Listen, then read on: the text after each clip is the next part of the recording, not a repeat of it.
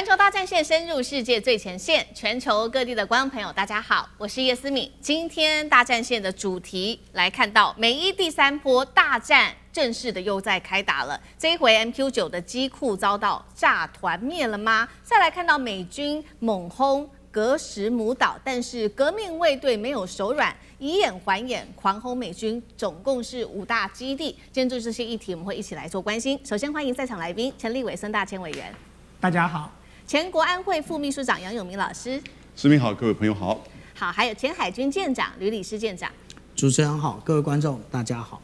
好，观众朋友，今天节目开始前，帮我们记得节目按赞，并且留言区可以希望跟我们互动，写下思敏你在哪一个城市收看，记得了。可以在留言区写下热推，或者是按下热推。今天美伊战事再次的来看到的是我们的火线话题，等一下请来宾来特别帮我们做解答。好，来看到第一个，美军呢狂轰这一次的范围，第3波攻击是格什姆岛。伊朗立刻展开了以眼还眼的一个全新的报复行动，全面反击。这一次同步出动的有飞弹、无人机之外，攻击的是美军最害怕的，一共是来到了5个美军的基地都被攻击。这场战争是伊朗把美国压着打吗？第二件事情，我们刚刚提到的嘛，美军打的是格什姆岛，在这边狂轰了12枚的飞弹，是要摧毁伊朗在这边控制全球油路的致命武器，能做到吗？第三件事情，川普希望靠着谈判降温，但是现在看起来好像油价完全没有办法停下来，失控了吗？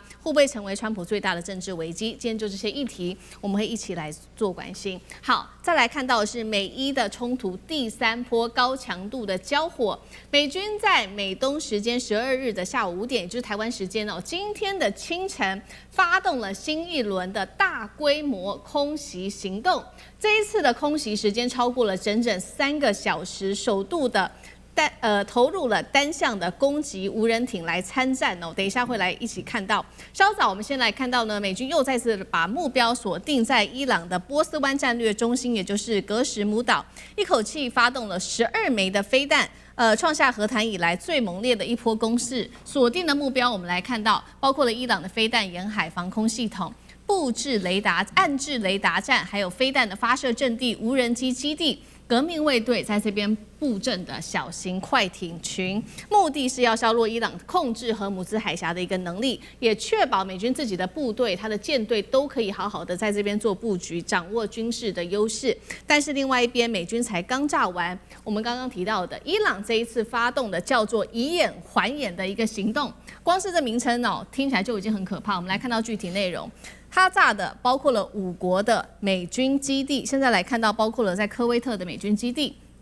这边呢，它攻击的爱国者防空系统、长城预警雷达、约旦的美军基地。这边有许多的这个 MQ9 死神无人机在这边都放置的一个重要机库。再来阿曼的这个美军设施攻击它的航母后勤支援中心跟加油平台。最后是卡达的美军基地，瞄准的是战机的维修中心伊朗放话，过去美军的 MQ9 死神无人机都是在天空被击落的，这一次你是连停在机库里面都变得不再安全了。今天节目一开始来先请教委员怎么看了伊朗的这一波全新的攻势，又快又猛，现在跟美军看起来是在比一场耐力战谁会先撑不住呢？美国在这样子双方看到这个伊朗跟美国不断的消耗之下，真的占得到便宜吗？委员怎么看？对，这就是我们提到的这个地缘政治的关键问题嘛。地缘政治讲的就是地缘2个字这个是永明兄是专家了。那什么叫地缘呢？如果用白话文讲，叫做主场优势啊。就是美国是千里迢迢的跑到这里去打伊朗，伊朗就在自己家门口跟美国打所以伊朗完全是有主场优势的。在这个主场优势之下，我们已经提过了，所有相关资源的调动美国相对来伊朗来讲都是非常辛苦的。所以伊朗非常聪明啊，伊朗在跟美国在这一波的这个冲突过程当中，他就只要精准的把美国在这个中东地区的这10几座基地再扫一遍，然后来把相关的设施再进行一次全面的打击。那么，然后呢，甚至用这个大量的飞弹去攻击美国的航母的这个舰队，让这个航母不得不往后撤退。那在这种情况之下，美国接下来的兵力调度就会发生困难了。所以其实我刚才看到是5国被打击的时候，我心里在想说，沙烏地阿拉伯这是变聪明了，他一定私下跟伊朗有什么样的协议所以从打到现在开始你没有看到沙烏地阿拉伯跟阿拉伯联合大公国在被打了那么在这种情况之下，接下来你说中东的这些国家还敢让美国去使用它的基地去攻击伊朗吗？那就算敢，那些基地也不敷使用了，没有了这些基地，美国的兵力该怎么调度呢？所以这是对伊朗来讲，第一个就是主场优势。第二个，它是一个不对称的战争。刚才这个思敏告诉大家说，这个美军动用了这个十数枚的飞弹，战斧飞弹去攻击这个伊朗的相关的设施跟岛屿。可是，一枚战斧飞弹是150万到200万美金啊，它光打这一波，它的这个消耗掉的这个战争的费用就可能是几千万美元了。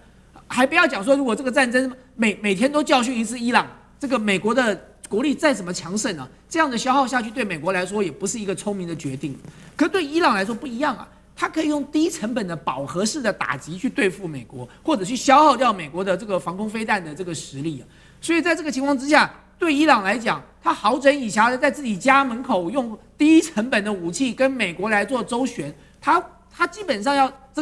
在这个战场上，他是占尽了优势那你更不要讲最后一点就是战争的韧性问题了。对，美国的人民有多少愿意打伊朗的？美国人民现在反战的声浪非常高，大部分人都不主张去打伊朗的。可是伊朗不一样伊朗是全民同仇敌忾。大家看看哈米尼的丧礼，从7月4号到7月9号这6天的时间，经过了伊朗跟伊拉克什叶派的5个圣城，大街小巷这个万人空巷的出来。大家出来哀悼，然后恭送哈米尼最后一程。最后预估说，经过了这5个圣城，走这一遭6天，大概有1500万到2000万的人甚至其中有很多民众都是千里迢迢的，3天前、5天前就已经到那边去等了。对，这就是现在的状况。如果今天大家看一看，在哈米尼丧礼这6天里头，在现场的那个整个氛围，看看英国卫报记者他当时的报道，现场是充满着仇恨的。要跟美国讨公道，要川普去死，这是全民的一种共识所以你相对而言，美国是一个全民都不希望打，大多数的民众都认为这场战争是没必要的。可是对伊朗来讲，他们已经决定要跟美国这个一决生死，要分个胜负了。那么在这种战争韧性之下，当然伊朗撑得下去啊。是好，没有想到打了半天谈了半天，现在美伊之间的第3场的这个战争再次起来那美国这一次强硬的打伊朗，当然伊朗也是以眼还眼的在做复仇，激起了当地老师刚刚特别看到了这个民族主义的激起。那我们也要特别关心到，在这一次的战场当中，我们有就军事面的2个细节来特别做一个剖析。首先是伊朗使用的这个武器叫做单向攻击无人机，第二个是说美国这次打的格什姆岛为什么对伊朗这么重要？这2项我们等一下请舰长来带我们看。第一个，他使用的单向攻击无人机之所以重要，就是因为它是不需要船员来去操作的，而且所以就不会有人员伤亡的问题。再来就是说，它装满炸药之后就可以直接冲向目标，等于是一种自杀式的撞击行动。这是第一个。再来第二个，为什么美国要发射12枚的飞弹去打这个格什姆岛？就是因为呢，它是可以控制荷姆兹海峡的一个重要战略节点。它的地理位置在这个荷姆兹海峡的北口，而且在这边呢部署了大量的武器装备，当中包括了反舰飞弹、暗制雷达跟快艇基地，守住了这个格什姆岛，等于就守住了20%这边通行的荷姆兹海峡运油的一个量。所以舰长怎么看这2个问题？第一个有关于这个攻击无人艇它的战力，第二个有关于格什姆岛为什么美军硬要把它拿下来，这个对于伊朗来说，还有控制整个荷姆兹海峡的命脉的重要性又是什么？如果我们看到最新的相关的这一个有关于伊朗被攻击的状况的话，我们可以看到这一张，也就是战争研究所所公布的。那如果我们看到这上面的这一些标志的话，我们先不要管它的内容，我们就会发现一件事情：美国打击的纵深已经不足了。他现在打击的通通都是在伊拉克或者是科威特或者是波斯湾的一个边缘，他已经没有办法打到这个伊朗的东侧。代表什么？代表其实它的无论是预警机或者是无人机遭到大规模的这一个攻击，然后美国现在也对于这个无人机或者是预警机的调派已经有一定的节制，所以它没有办法攻击到更里面的位置啊。那这是第一个。那第二个呢？为什么？我们讲到说它要特别攻击格什姆岛，我们看到它这一次所攻击，我们看到所攻击的大部分的这个邮轮的位置啊，通通都是位于这个阿曼的这个附近的海域。那这个海域呢，其实到底为什么公布了？那为什么攻击这一个区域？我们在后面会进行更深入的说明啊。可是格什姆岛为什么重要？它有别于拉拉克岛或者更上面一点的霍姆兹岛，或者是我们讲到的亨贾姆岛嘛。第一个，因为它的岛大，然后它上面呢部署有非常多的这一些无论是有人或者是无人的小艇。那这些小艇呢，其实也就是对于这一个有关于邮轮被攻击最主要的来源。所以为什么美军特别的攻击这个格什姆岛？最重要的，因为它没有现在它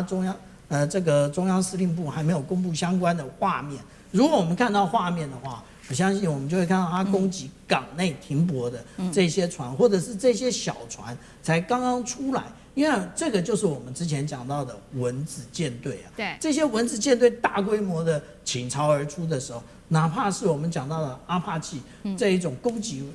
直升机上面加挂了满满的这一个地狱火飞弹，其实也没有办法一一的击伤。那也就是说，它现在也就是我们讲到的源头打击，它直接攻击港内停泊的，或者直接瘫痪你这个港岸设施的，那促使着那实际上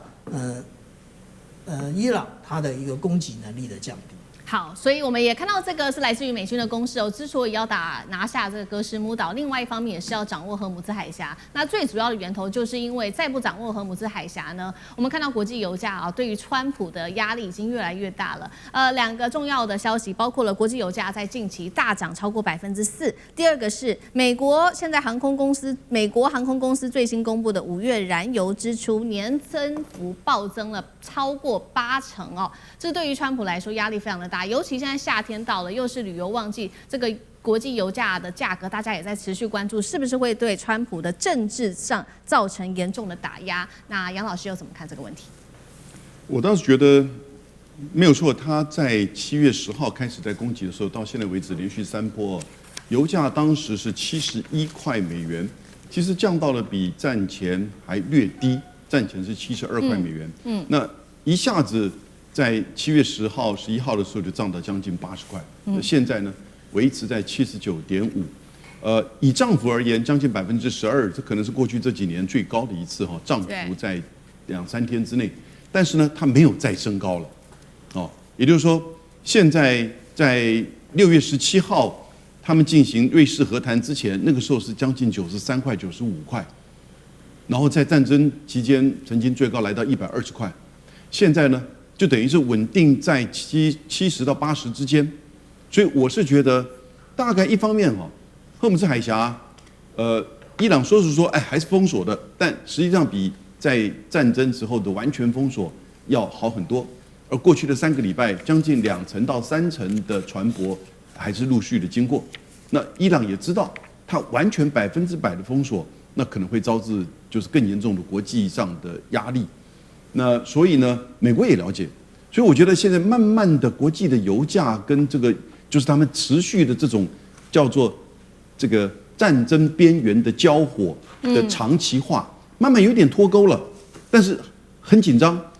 因为我们的这个股市啊，油价还是有一点不稳定，对，因为不知道会不会扩大，但如果它维持这样子的话，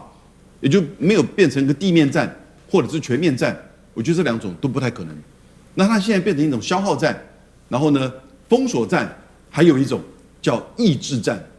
到底是川普的意志，还是穆吉塔巴，就是伊朗的强硬派的意志，谁能够坚持的比较久？我个人认为，川普认为他坚持的比较久，但是我们过去的经验告诉我们，川普可能已经变了，它随时会变。因此，这个时候啊，我在看这个问题的时候，我倒觉得不单纯只是在谈判过程当中针对浓缩铀啊，或者是另外一个最重要的就是赫姆兹海峡的通过，这两个上是最关键的。我根本认为，美国的建制派已经认为，在谈判之后，不管这两个问题怎么处理，基本上伊朗崛起了，伊朗它对中东的影响力增加了，它对海湾国家的这些影响力增加了，伊朗对于赫姆兹海峡的这种掌控，直接间接就影响到它对海湾国家的影响，而连美国那样一个军事强权都战争打不下来伊朗对赫姆兹海峡的掌控，所以他现在基本上其实就要去持续的跟伊朗去拖，消耗它，避免伊朗真的在战后或者是某种程度的协议达成之后，就快速的崛起，成为美国没有办法再次去就是说耗损的中东的强权。那这样子的一个变化，其实对于美国在中东的地位、以色列的安全都会有很大的影响。好，谢谢杨老师。那我们休息一下，马上回来。观众朋友们，我们要开会员频道啦！因应呢美中、中东还有印太的乱局，你看到的是新闻，我们看到的是背后谁在操控这个世界。加入会员可以取得独家视角的通行证，你将优先取得更深的观点判读，包括了核心真相分析、历史脉络拆解、局势推演逻辑。同时解锁会员勋章、优先互动权、问题解析、幕后花絮，支持我们制作高品质的影片。点击下方的加入键，一起成为战友吧！我们会员频道见。伊朗的复仇名单正式的出炉，等一下会看到有哪一些元首的大头的名字被列在这个复仇名单当中哦。尤其现在要特别关注的，川普成为了头号的猎物。但是呢，在此刻，美国情报单位反咬说，这样子透露说这个伊朗的复仇名单的是以色列在设局的吗？今天就这些议题，我们会一起来做关心。好，我们现在看到呢，美伊冲突除了我们刚刚特别看到的飞弹互射之外，也正式的升级成另外一场斩首战、心理战、代理人战全面开打。我们要看到现在呢，伊朗的最高领袖哈米尼先前不是遭到了这个美以之间的联手空袭之后，现在呢最新的伊朗目前最高领袖。他是穆吉塔巴也公开的放话了，他说接下来我们针对美国跟以色列绝对会是血债血还，复仇是我们的民族的意愿，必然得执行。而且他特别提到的是说呢，现在呢已经列出了一系列要复仇的名单。他还说呢，只要等一下看到这个名字出现在这个清单上面的罪犯，将会带着无法安详死在床上，遗憾走进坟墓当中，听起来非常可怕。那伊朗他列出的13人是说他们要打击的目标有谁呢？我们现在看到这些大头有很多都是我们认识的人哦。好，这当中我们来看到包括了美国总统川普，还有卢比欧、赫格塞斯，好，以美国为首的，再来还包括了英国首相施凯尔、法国总统马克宏、德国总理梅尔茨、意大利总理等人。川普还不甘示弱的继续表态说呢，如果说伊朗敢暗杀他自己的话，美国将会展开史无前例的一场大报复哦，甚至还说呢，已经准备好了千枚的飞弹，瞄准伊朗，必要时1年内就可以把伊朗内所有境内的目标，他们的锁定的目标都给打烂，都给摧毁。但是问题来了，川普真的，我们来研究一下法律，真的有办法这么做吗？因为依照美国的宪法第25条修正案，还有总统继任法，也就是说，如果说总统一旦在美国被杀害的话，接下来的权利也就是会由川普直接交给副总统范斯。但是呢，他要不要继续打伊朗这个问题，其实是由新任的政府，也就是范斯可以自己来做决定的。好，今天节目一开始特别请教委员怎么看了这个哈米尼遭到美军斩首之后，伊朗立刻公布了我们刚刚看到13个要猎杀的名单哦，这是准备要展开斩首报复，还是伊朗只是吓美国？这是一场心理战呢？现在是连川普自己都担心自己可能被斩首了，委员怎么看？对，我觉得大家应该要认真的注意一下，从7月4号到7月9号这6天哦，就是哈米尼的整个这个丧礼的过程哦。那么这个过程当中，我刚才跟大家提到的，他不仅是在伊朗，他还到了伊拉克，到了什叶派的圣城。所以他从伊朗跨境到伊拉克，总共走了5个圣城，包含伊拉克。所以在伊拉克的圣城里头，你看到现场的场面，不是只有伊朗的国旗，还有伊拉克的国旗在那里。所以他现在已经是几乎成为整个什叶派大家同仇敌忾要求这个西方势力要血债血偿的这种压力了。那么甚至呢，我们看到了一些网络上传的一些影片，当然我不晓得真实性是不是真的。阿拉格旗走在路上就有被民众丢石头所以这代表说，在那个氛围之下，然后全场这个1500万到2000万在这6天这个来送葬的民众里头，大家捶胸顿足的痛哭，然后要求对美国一定要血债血偿，要死战到底所以这等于是对伊朗来讲，它是经过了另外一场的在大家全民的心理动员就大家认为说这场战争我们就不惜一切代价都要跟美国分个胜负，甚至连主和派他们都不愿意接受，为什么要跟美国谈就一定要叫这个打垮美国，叫川普去死，现在几乎已经成为伊朗全民的共识了。所以在这种情况之下，主战派的势力抬头了，那么当然这个你说这个穆吉塔巴还有他周遭的这个革命卫队的官员，这些人现在是掌握了实际的权力所以他们必须要有所动作所以这个所谓的13人名单这样的公布出来并不意外，因为基本上都是一个全民期待的情况之下，大家去看一下那个画面跟这个媒体采访的这个镜头，那个签的那个布条就直接是川普去死所以基本上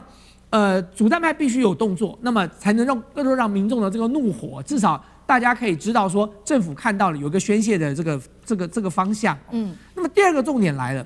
第二个重点就是川普还是活在他那个迪士尼的那个乐园里头。就川普看到那个画面之后，川普说：“哇哦，我不知道原来哈米尼这么受民众的欢迎，我以为大家都想要推翻他。”然后接着他看到媒体播放了这个民众在那里哭的画面，他说这一定是假哭。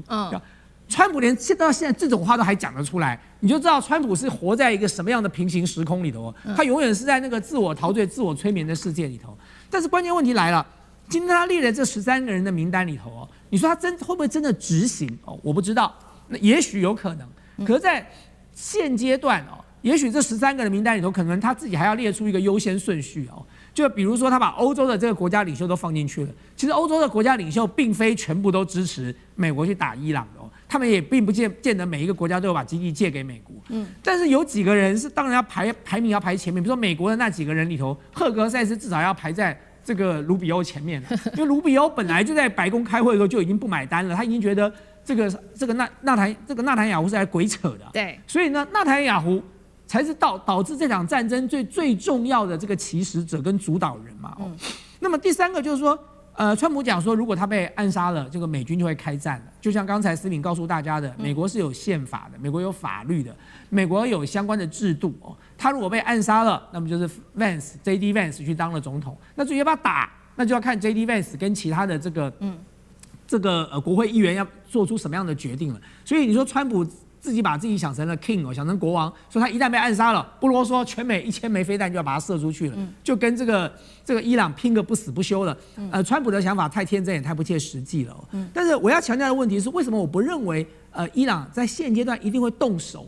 大家看看。原本哈米尼在伊朗，他是毁誉参半的，他不是这个科梅尼哈米尼在执政的这段时间，其实还是有很多批评的声浪的，包含当时他强力的镇压那个抗议的行动，然后导致了很多那个年轻人死亡，这些东西都是有相关的一些这个内部的不满的情绪的。可是当美国斩首了哈米尼之后呢，哈米尼变烈士了。现在哈米尼在伊朗已经是全民一致认为他就是为了这个宗教、为了国家牺牲的烈士了。过去的那些纷纷扰扰，通通都已经传过水无痕了。所以是谁把伊朗团结成铁板一块的？是美国跟以色列的斩首把伊朗变成铁板一块的。所以我相信穆吉塔巴并不笨，在这个时刻呢，他们如果去动美国的官员或美国的总统，你只是会让美军参战更成为理所当然之事。我刚才在上一题已经提过了，美国民众现在普遍不想打伊朗这场战争，所以呢，只要持续维持这样的一个氛围存在的话，对川普来讲，他就是一个进退两难的局面啊。对，好，所以我们看到卢委员帮我们看到这个美国的民众确实现在是完全不想要打这一场仗。其实呢，川普顺应民意，他也其实不想要打这一场仗。那现在看起来最想打这场仗的人还是以色列总理纳坦雅胡。所以呢，现在来自于 CNN 有一个最新披露的消息，他说，我们刚刚不是谈了吗？伊朗要暗杀川普，他们说呢，这个不是美国自己情报单位得到的消息，是他们认为是以色列刻意释放的消息，为的就是纳坦雅胡他要阻止川普对伊朗让步，同时间呢，纳坦雅胡希望延续自己的政治生命，因为呢，现在有2个民调其实都对纳坦雅胡相当的不利。第一个是以色列内部的民调，90%民众认为伊朗才是目前战争的最大赢家，这个是自己内部的民调。那纳坦雅胡的支持率从40%跌到了剩下29%。第2个民调是有关于美国对以色列的一个民调，他们说呢，民主党支持以色列的比例已经从2018年当时的高点达到60%，现在掉到只剩下2%了。另外一件发生的事情更扯了，就是民主党的众议员罗康纳日前他赴约到约旦河西岸考察，结果呢，没有想到在这半路上遭到以色列的屯垦者持 N4步枪包围，而且挟持时间超过1个小时，重挫了以色列的形象。有关于以色列目前他的想法到底是什么？这个暗杀行动是不是以色列故意释放出来的？还有就是这一场挟持行动，怎么看？以色列到底在做什么？杨老师，我觉得内塔尼亚胡在10月7号接下来的选举，他大概就没有办法再继续的主内阁担任总理了。以现在他的这个民调的发展，加上在加沙的大屠杀，还有让美国跟以色列进入到跟伊朗的这个战争，尤其是2月28号49名伊朗高层的，就是斩首行动。但最后呢，是美国的军事战争失利，然后呢草草的结束收场。而这后续对于整个中东的情势，伊朗在中东的地位，其实基本上是美国跟以色列这个主动造成的。因此，现在在10月7号之后，新的以色列的政府，我觉得至少会稍微理性一点，但保守以及反伊朗这是不会变的。那至于在就是屯垦区的地方，我个人也去过以色列的屯垦区，我也去过就是戈兰高地。那以色列的屯垦区哦，其实那个就好像是台湾的大台北华城一样的，那事实上是很漂亮的。而在这种就是丘陵地之间，你就看到另外一个距离不远的地方，就是巴勒斯坦的等于是聚集的地方。事实上，那就好像进入到法柜骑兵的电影，那种时间的穿梭哈，你很难以想象在这一个地方有这样子的情况。而在这样子的情况，其实是累积了上千年，他们这几乎是不毛之地的历史、文明、宗教的这种斗争。所以屯垦区有很多人是从海外，不是以色列人，有海外甚至从纽约的这些就是以色列的这些聚集的地方回到以色列的。所以有些人还是具有美国籍的，相当的就是宗教倾向，相当的就是基本教义派。那这个当然可以理解，他们面临到觉得自己是一方面是在宗教的驱使之下，但另外一方面呢，生命也受到威胁。但是这并不因此让你可以去针对巴勒斯坦人进行接近是屠杀迫害的这种作为啊。尤其是加沙战争。所以我是觉得，在美国呢，对以色列的这个重视会不会消减？会，但不会完全的改变。3个因素，第一个，共和党还是会全力的支持的，因为里面有福音派的这个角色，这是关键。那第2个，我觉得政治的，就是这些精英呢，受到犹太金主的影响。对，那钱决定一切嘛。第3个，以色列在中东的角色仍然是美国重要的战略利益所在，所以他不会完全是放弃以色列。那当然，他不会再去发动一次大屠杀，或者是对伊朗的全面战争。但是呢，对于以色列的安全，我觉得他们会还是持续的重视的。好，这个是我们持续看到这个美国跟以色列持续的强势的对伊朗做出最大的施压。那伊朗就说了，这个13人的报复名单我们都列好了，就看接下来怎么做。这个是在军事伊朗的威胁。第二个事情是在另外一个层面，就是经济上，伊朗同样对美以持续的施压。那施压的点就是锁住最新消息，我们都知道，伊朗现在把这个全球的能源命脉，也就是荷姆兹海峡，给它封锁住了。那么，伊朗的最高领袖顾问他也放话说，荷姆兹的重要性胜过数十枚的原子弹。华尔街日报说呢，伊朗现在不只是要守住荷姆兹海峡，重要的是要夹荷姆兹海峡以令中东。那么更值得注意的时候，这一场战争，我们知道刚开始的时候，美国跟以色列天天喊着要推翻伊朗的政权，解除核武，但是这两个问题现在都没有人在讨论了。我们这个节目谈了非常久的时间，我们看到美以现在都在讨论荷姆兹海峡的问题。接下来美军会怎么做？难道是军力持续这个强行压入荷姆兹海峡来把它打通吗？那舰长怎么看？我们看到啊，现在美国跟伊朗之间最大的一个争执点啊，也就是他们签了一个很烂的谅解备忘录。那尤其是谅解备忘录里面的第5条，这第5条里面写得非常清楚啊。也就是谁来负责 arrangement， 就是谁来负责那个安排这个商船通过这一个波斯湾跟阿曼海之间的一个霍姆兹海峡，是伊朗啊。那所以伊朗就觉得我们当初签好了，那应该是我来调派啊。那为什么他要来调派？因为其实他后面是有一个伏笔的，也就是未来呢，他可能跟这个美国一起，或者是跟阿曼一起，在霍姆兹海峡进行收费，所以他要这样要求。但是现在美国全面开放的说法，也就是让他没有这样的正当性。不过我们刚刚从这个主持人这里我们知道，现在已经全面的紧缩有关于霍姆兹海峡的通行的部分了。其实当初我们看到每天大概有140艘的这个各式的无论是干货船啊，或者是我们讲邮轮是蓝色的部分啊，在通过霍姆兹海峡。可是如果我们现在看到的话，我们就会发现最近一次的统计只有11艘，那只有11艘可以供给这个世界上面，无论是干货，无论是这个氦气，无论是这一个磷酸铵这些肥料的供给嘛，事实上是有问题的。那现在我们讲到说，有关于美国是不是未来会打通这个霍姆兹海峡，美国心里要先克服一个恐惧啊，这霍姆兹海峡到底有没有水雷啊？那之前呢，我们就讲过一次，也就这么一次，在霍姆兹海峡的这一个位置，靠近阿曼的这个位置，实际上是发现过1枚水雷，但也就这1枚水雷。但是现在大家都讲说，你要先去扫雷啊，说有80枚的这个水雷布放在那边。但是我有个疑问啊，前一段时间我们看到这个来来去去这么多的邮轮，为什么都没有人命中？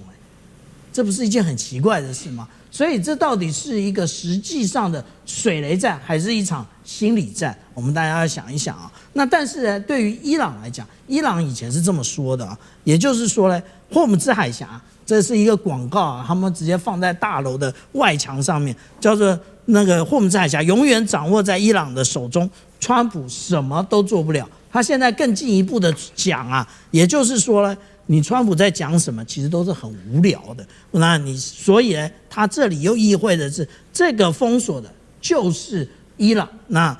实际上呢，川普本身就是一个崩溃边缘了。那但是我们来看美军的话，如果我们来看美军最新的一个动态的话，其实他虽然把这个迪利波里号换走了，但是他有就位了这个全狮号的远征打击群，意思也就是川普本身对于这是不是要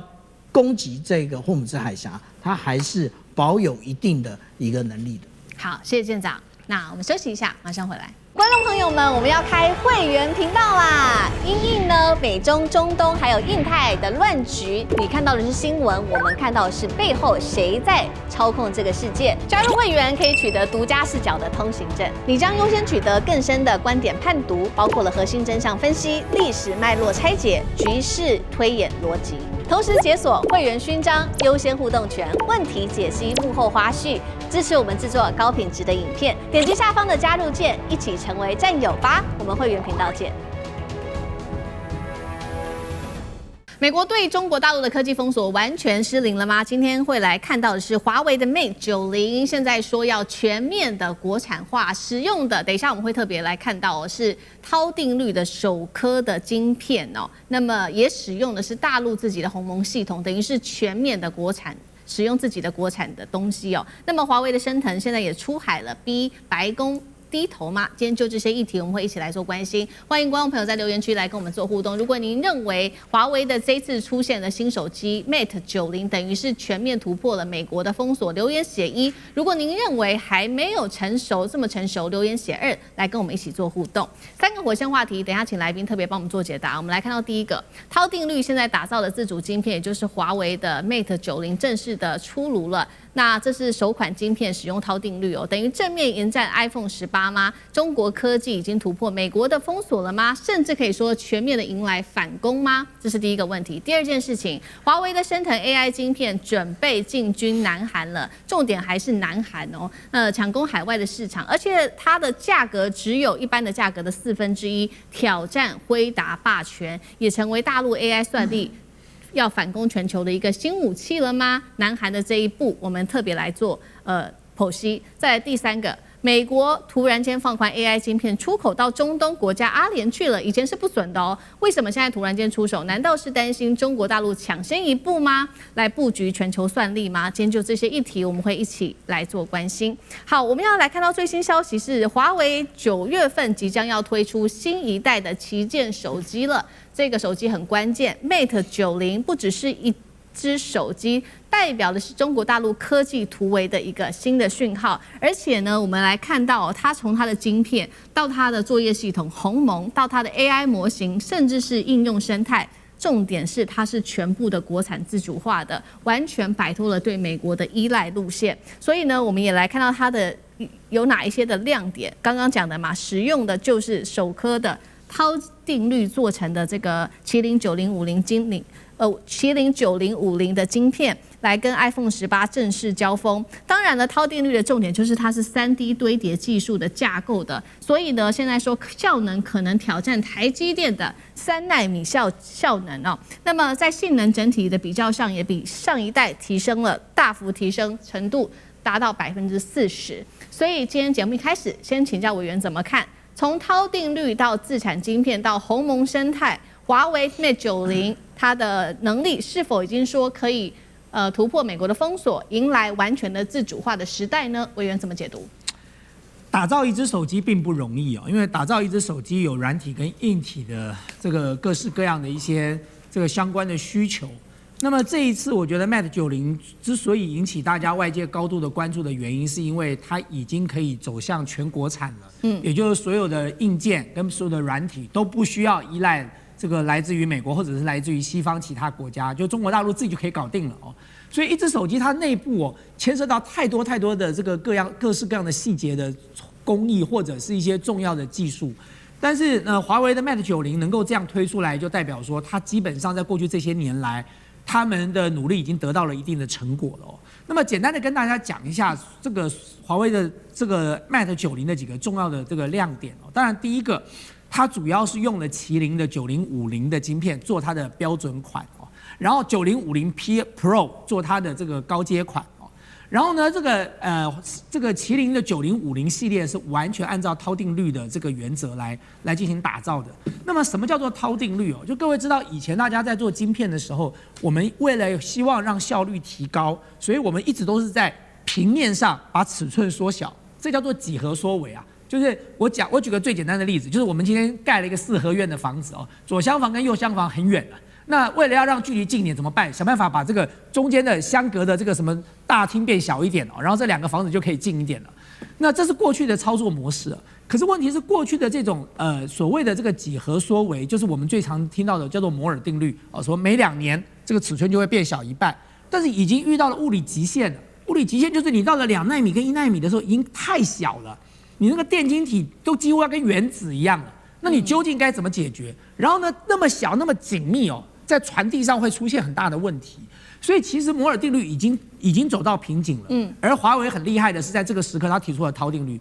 涛定律，我再举回那个四合院的例子涛定律的例子很简单，就是既然是这样，我有什么必要把大厅变小一点呢？我干脆就把它变成一个透天的房子就好了。我把它变成一栋大楼，所以呢，你左厢房就搬到右厢房楼上就好了。你从楼上走下来最近了，一下就走到了。所以呢，他用折叠的方式，就是我们现在最常听到的叫做3D 的这个逻辑折叠的模式啊，就是他把晶片折起来了。那折起来之后呢，最大的困境跟痛点在哪里？第一在传导，第二在散热。所以能够做到这一点不容易大家知道说涛定律讲起来容易，做出来不是这么简单的。因为当你都折叠在一起的时候，那个热量的产生的程度是很高的，非常高，高到几千度可以融化掉所有这个金属的。那你要怎么样解决散热问题？然后传导问题怎么解决呢？就是你2楼到1楼，你是要这个爬楼梯爬得累得半死，还是你有个电梯可以直达？所以这是传导的问题。那么这次看到的这个麒麟9050之所以引起外界高度关注，是说原来涛定律只是在讲，可是现在涛定律已经正式的成型，而且已经可以正式的生产出来了。是，所以这一点才是Mate 90最重要的一个这个大家所关注的重点。那么第二个大家关注的重点是什么？各位知道，在做折叠屏的手机有2个重要的工艺。第一个工艺就是那个铰链，因为折叠屏如果3折，就代表是3片要折起来那个铰链要怎么折，不会把那个屏幕折断？这才是一个关键的问题大家讲说折叠屏就说折就折了吗？没那么容易的，所以它铰链的设计上变得很难。再来，第二又回到散热的问题了。你3个屏压在一起，那个热量非常高。平常我们一只手机1个屏就很热了，你3个屏叠在一起，那个热量有多高？它怎么解决散热问题？所以华为的 Mate 这个90，它的第2个大家关注的亮点就在于它的3折屏，它是怎么用什么样的铰链技术，让折叠在3折之后，你展开来之后，萤幕上的那个折痕还不会那么明显，以及解决散热的问题。那最后一个，它最厉害的是什么呢？它的屏幕的问题了。它现在的屏幕用的呢，如果你是标准款，它用的叫做微挖孔就孔挖的很小的 OLED 的直屏。可是如果你用的是高阶款那不得了了，它用的是无开口的全面屏，而且是用 double 的双层的 OLED 所以在峰值的亮度跟在寿命上都会比一般长很多。因此，这个我刚才提到的，就是简单的帮大家介绍一下 Mate 90在这些亮点上，当然外界对于 Mate 90就这个投注很高度的期待，这也代表了华为的这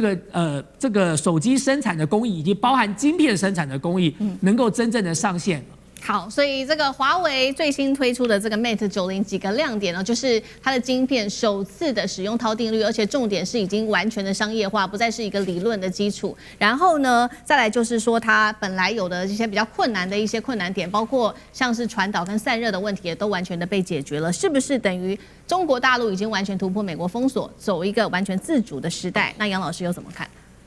我觉得分几个层面呢。第一个在技术突破上面我觉得是做到了，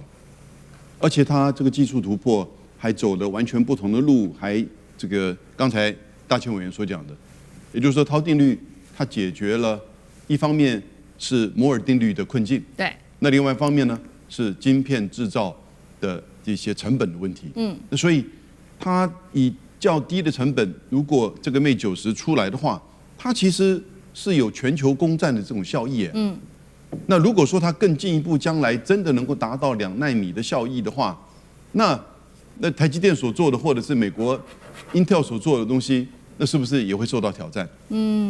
那第2个层面是生态的问题。所谓的生态，就是这个鸿蒙体系跟 Google 体系。我个人觉得这是一个现在呈现到双体系的竞争的状态。那这种双体系的竞争，我觉得也蛮好的，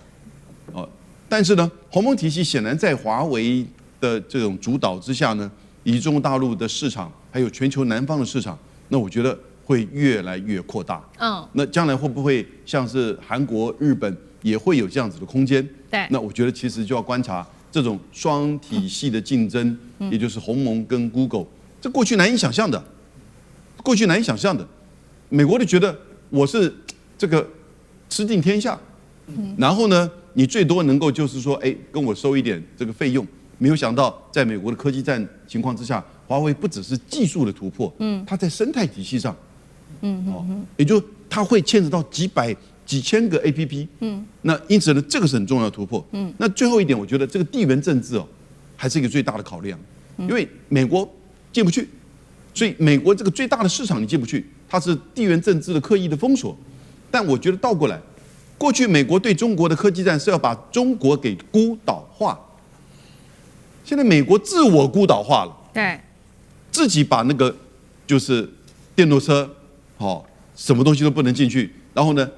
这个关税又高涨，所以现在华为这样的突破的时候，当它的生态形成就是全球的共同的竞争的时候，你将来一定会发现到鸿蒙也可以用 Google，未来搞不好 Google 也可以用鸿蒙，会不会有这种情况？不要说不可能哦。那谁到底会变成孤岛化？在全球化的时代，现在看起来好像整个这个风已经逆的吹了。好，我们刚刚看到的是中国大陆一系列，因为这个华为 Mate 90吹起的是全部的整只手机国产化。那其实现在中国大陆的野心不止如此哦，不只是国产化而已，它也要拼外销。所以我们现在看到第一站就是要来，另外一站就是来拼国产晶片的外销战。那中国大陆的第一站现在是拼南韩，今年的第4季，他说就要对南韩来出口它的 AI 晶片。那升腾950就是要这个打的。它的优势就是它的价格只有其他产品的1/4的价格，这个是一个部分。第二件事情是中国跟美国是不是也要一起来竞争在中东这边的一个市场呢？因为呢，美国突然间放宽了一个消息，他以前不卖晶片给这个中东国家的，现在说他要把晶片卖给阿联，而且现在来自于外界的解读说，华府是不是担心，如果再不卖的话，中国就会抢先一步了呢？当然了，卖晶片给阿联这个动作引起了美国政界的2个不一样的一个看法。有人认为这件事情是好的，我们先来看到民主党议员说，这个交易是不好的，这个是一个腐败的交易，根本就是只是有利于川普的加密货币的利益。但是也有白宫的 AI 加密货币的负责人，他认为说，你现在再不卖晶片给波湾的话，很快中国大陆就抢进这个市场了。尤其现在阿联跟中国合作的范围不断的提升，从能源到 AI 科技、数位经济、高科技产业，所以是不是因为美国现在急了，赶快卖晶片给中东呢？舰长怎么看？刚刚大千委员不断的在讲到华为手机啊，我手上正好有一个双折哦，太好了。那这个双折机呢，其实用了快要2年了，我们就可以看到中间其实并没有什么折痕啊，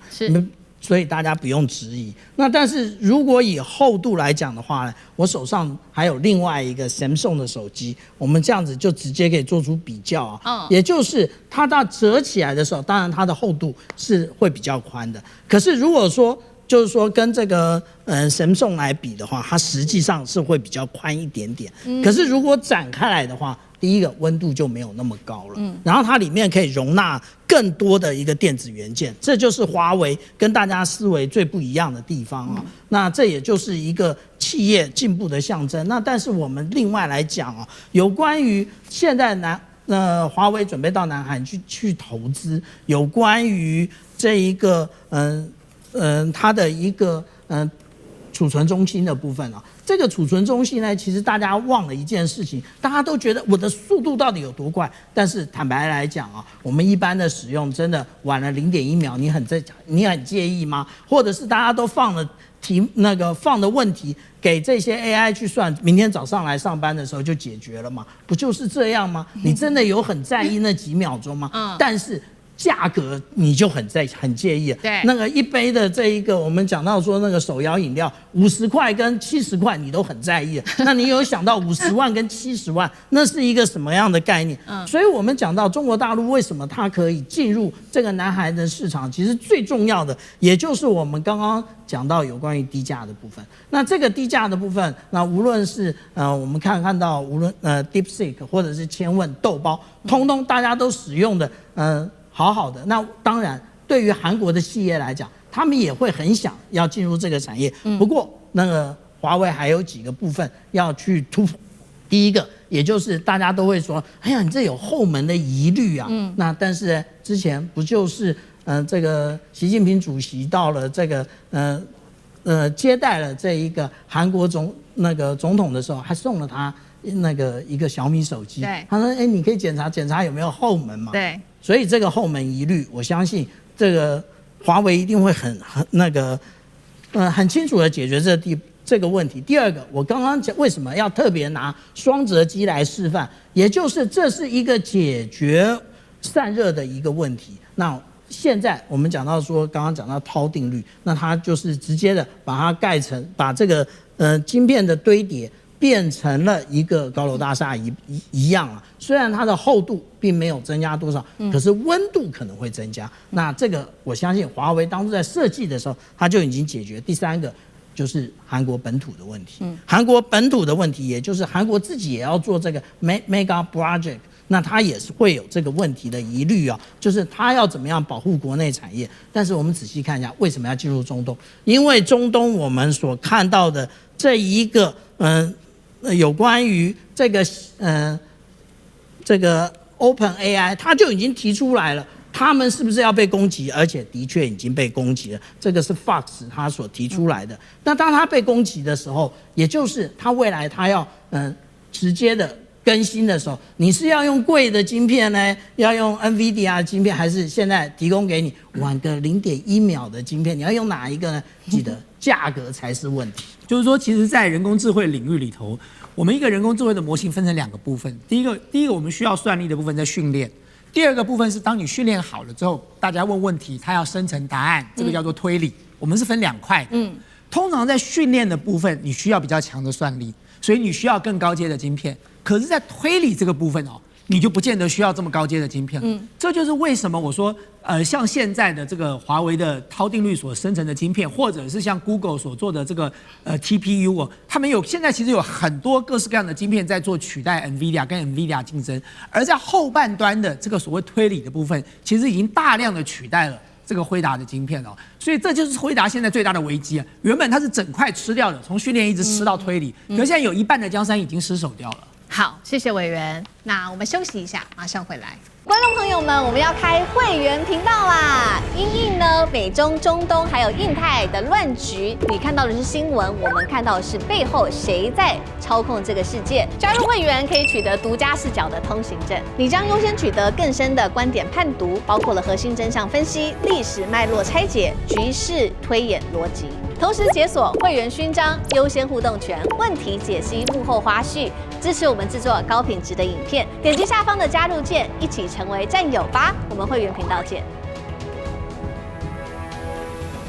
南海10年大翻盘吗？中国大陆输了官司，但是赢了控制权吗？14国现在力挺菲律宾，却挡不住。我们等一下会来关心中国大陆的海上战力，包括了076四川号亮剑之外，还有各艘的海警。还有海上民兵全部压境，国际法敌不过军舰。今天就这些议题，我们会一起来做深入剖析。好，有关于南海的攻防，目前欢迎观众朋友留言跟我们做讨论。如果您认为中国大陆比较占据优势，留言写1；如果您认为美日菲等国比较占据优势，留言写2，跟我们一起做讨论。10年前我们会来关心到的是这个海牙的仲裁法院一纸裁决否定了中国大陆的9段线在南海的这个法律依据，但是最新消息我们要来看到10年之后，美国跟这个英国、日本等14个国家又再次的出手了，他们这一次再次的发布了联合声明，重申他们不承认中国大陆在南海这边的主权主张，而且是力挺菲律宾的到底的。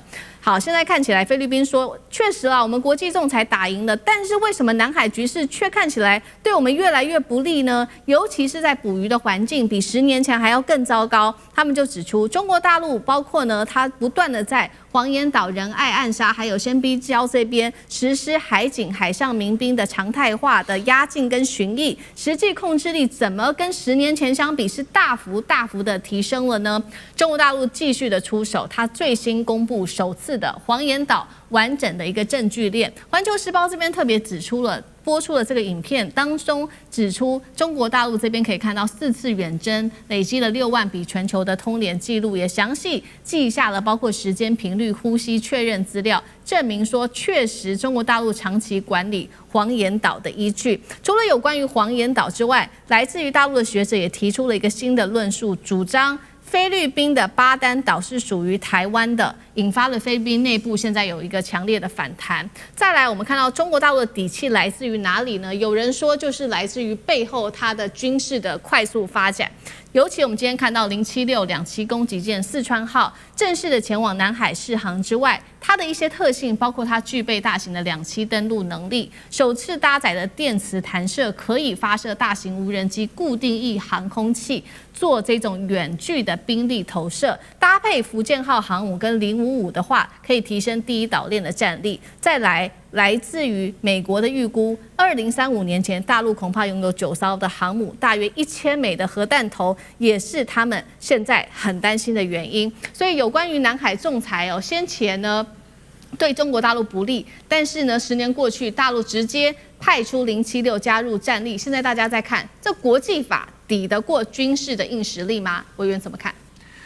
在国际政治里头，当然国际法很重要，但是更重要的是国家的实力啊，就是一个国家的实力才是硬道理啊。就如果你没有实力，你就没有办法挺直腰杆来跟大家讲国际法这件事哦。那么我记得南海仲裁案当时这个公告的时候，永明应该那时候还在国安会吧？事实上，中华民国也没有承认南海仲裁案啊。因为我记得马总统当时也重批了南海仲裁案，是忽视了我们在太平岛的这个真正的现实的状况哦。所以其实不接受南海仲裁案的又不是只有中国大陆，咱们中华民国也没有接受南海仲裁案哦。